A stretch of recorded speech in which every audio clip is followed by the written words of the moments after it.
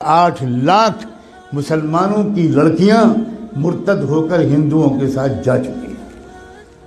R S S نے ایک بہت بڑی ٹیم تیار کی ہے جو اپنے ہندو نوجوانوں کو 3 یا 6 مہینے کی ٹریننگ دیتے ہیں، اردو زبان بہترین لکھنوی زبان سکھاتے ہیں، تشریف رکھیے، کیسے مزاج ہیں، کیا حال ہے، خیریت ہے، آپ کی دعائیں ہیں، یہ الفاظ سکھاتے ہیں، اور الحمدللہ، انشاءاللہ، ماشاءاللہ، انا للہ، یہ سب سکھاتے ہیں، اور اپنے نوجوان لڑکوں کو یہ سکھا کر کہتے ہیں اب تو مسلم لڑکیوں کو پھنساؤ، اور یہ بھی کہتے ہیں کہ ایک لڑکا اگر کسی مسلم لڑکی کو اس نے مرتد کر لیا تو 2.5 لاکھ کا چیک تو اسی وقت ملے گا، ذاتی مکان اس کے نام کا ہم دیں گے، اور جاب دیں گے، 3 چیزیں دیں گے۔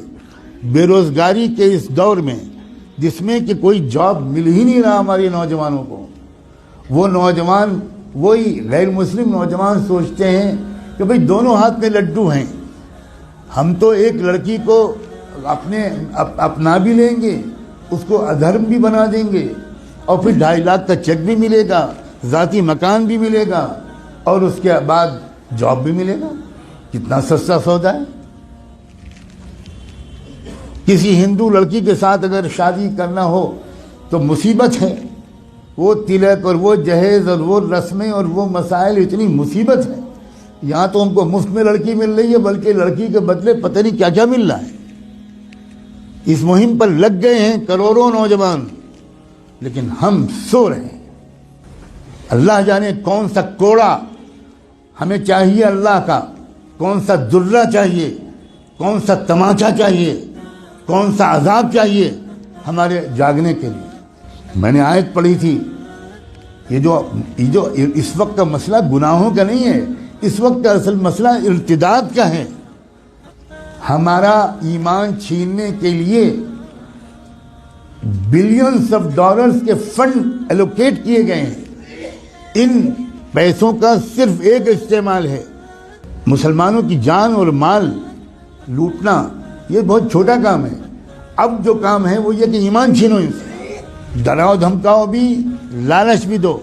ڈرانا دھمکانا بھی آپ نے پچھلے 1 ہفتے میں خوب سن لیا، اور لالچ دینے کی بات اگر نہ سنا ہو اور کانوں میں روئی ٹھوسی ہوئی ہو تو آج تو میں کم سے کم آپ کو بتا رہا ہوں، اب تو جاگ جاؤ۔ اپنے بچوں اور بچیوں کو کہاں پڑھوانا ہے اور کہاں نہیں پڑھوانا ابھی بھی سمجھ میں نہیں آئے گا۔ اکبر الہ آبادی جو الہ آباد ہائی کورٹ کے جج تھے، انہوں نے شعر کہا تھا، وہ کوئی مولانا نہیں تھے، وہ کوئی حاجی صاحب اور حافظ قرآن نہیں تھے، انگریزوں کے زمانے میں ہائی کورٹ کے جج تھے۔ انہوں نے یہ شعر کہا تھا، یوں قتل سے وہ بچوں کے بدنام نہ ہوتا، یوں قتل سے وہ بچوں کے بدنام نہ ہوتا، افسوس کہ فرعون کو کالج کی نہ سوچی۔ خالی وہ کالج بھیج دیتا، بس ختم، وہ تو قتل ہو ہی جاتے۔ اپنے ادارے قائم کرنا، اپنے اداروں میں اپنے بچوں اور بچیوں کو پڑھوانا اسلامی تہذیب کے ساتھ۔ میں بالکل نہیں کہتا کہ آپ نہ پڑھوائیں، لیکن میں یہ ضرور کہتا ہوں کہ اس طرح پڑھوانا کہ ان کی عزت بھی لوٹے، ان کا ایمان بھی چھینے، اس طرح پڑھوانے سے بڑھ کر کوئی پاگل پن دنیا میں نہیں۔ اس سے بہتر یہ ہے کہ میری بیٹی بالکل ان پڑھ رہے، جس کو لگتا ہو کہ یہ غلط جملہ ہے بھگتے گا انشاءاللہ۔ خدا جانے کب ہوش آئے گا، خدا جانے کب تک ہم جمعے کی نماز پڑھ کر اپنے کو اللہ کا ولی سمجھتے رہیں گے۔ ہم میں سے اکثر لوگ اپنی لڑکیوں کو کالجز میں، یونیورسٹیز میں، اسکولز میں بھیجتے ہیں، اور بالکل خبر نہیں لیتے کہ ہماری لڑکی وہاں سے سائنس پڑھ رہی ہے یا وہاں فحاشی پڑھ رہی ہے، ہماری لڑکی وہاں سے میتھمیٹک اور فزکس پڑھ رہی ہے یا وہاں سے کفر سیکھ رہی ہے، بالکل بے خبر ہے۔ جب کوئی کہتا ہے کہ بھائی اپنی لڑکیوں کو پردہ کراؤ، باحیا بناؤ، بے پردہ مت رکھو، یہ مولانا لوگ پتہ نہیں کیا پرانے زمانے کی باتیں کرتے ہیں، کیا پرانے زمانے کی باتیں۔ زمانہ بدل گیا، زمانہ بدل گیا، رسول اللہ بدل گئے، اللہ بدل گیا، قرآن بدل گیا، اسلام بدل گیا، کیا بدل گیا؟ یہ کہیے کہ ہم بدل گئے، زمانے کو مت کہیے کہ زمانہ بدل گیا۔ جھوٹ ہے کہ یہ زمانہ بدل گیا، کہیے کہ ہم بدل گئے۔ ہم منافق ہو گئے.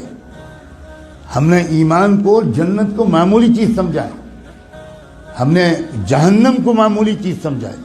ہزاروں لاکھوں لڑکیاں, جو لڑکیاں گھر سے برقع پہن کے نکلتی ہیں, کبھی آپ فالو کیجئے اپنی بیٹی کو. جو لڑکی برقع پہن کے نکلتی ہے اس کو باپ کو کہہ رہا ہوں میں, اس کے بھائی سے کہہ رہا ہوں, کبھی دیکھیے کہ کیا وہ برقع گھر سے باہر کتنی دور تک رہتا ہے, اور اس کے بعد وہ برقع لپٹ کر پرس میں جاتا ہے, اور اس کے بعد کیا ہوتا ہے. کتنی بے خبر ہے امت مسلمہ. میں چند دنوں پہلے شاید جب حاضر ہوا تھا یہاں تو یہ بات کہہ چکا تھا, میں پھر دہراتا ہوں, اور ہو سکتا ہے کہ میں نے نہ کہا ہو کیونکہ میں ہزاروں جگہ یہ باتیں کہہ رہا ہوں.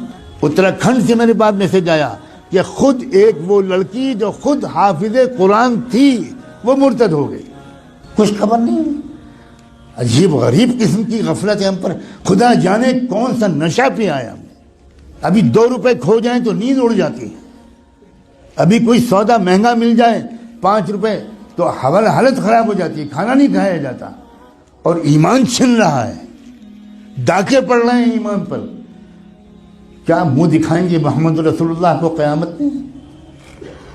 کیا ہوگا جس دن کی میزان لگے گی, اعمال تولے جائیں گے, جس دن حقیقت باہر آئے گی, اس وقت کیا ہوگا؟